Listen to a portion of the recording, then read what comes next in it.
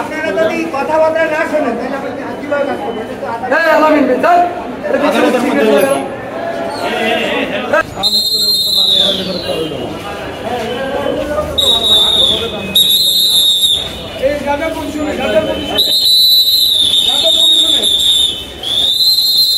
দেশের ধর্মীয় মুসলিম ধর্মের উপরে সে বিভিন্ন ধরনের মন্তব্য করেছে এবং ধর্মের রীতিনীতি এবং মেয়েদের হেজাব এবং বিভিন্ন বক্তব্য নিয়ে সে অশ্লীল বক্তব্য দিয়েছে। এতে করে বুয়েটের ছাত্রছাত্রীরা আপনারা জানেন তারা এর প্রতিবাদ করেছে।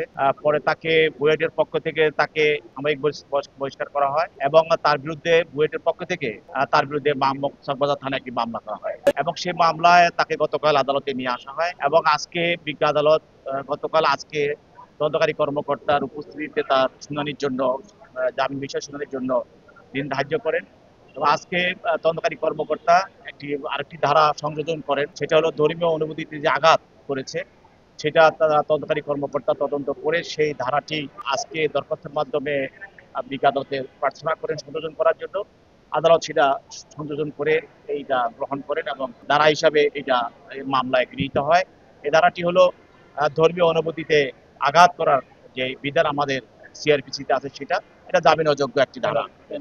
এখন এই শ্রী সুশান্ত রায় এই ধরনের যে সে বলেছে যে সে একটা মুসলিম মেয়ের সঙ্গেও সে বিভিন্ন ধরনের খারাপ কাজ করেছে এবং তার ছাত্রী বলে সে দাবি করেছে।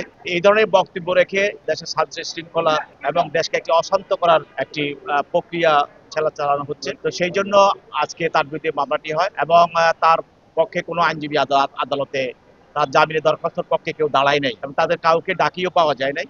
সেই জন্য বিজ্ঞ আদালত জামিনের দরখাস্তটি নামঞ্জুর করেন এবং তাকে জেল হাজতে প্রেরণ করেন। বামে যাও, বামে বামে যেও, বামে বামে বামে আপনারা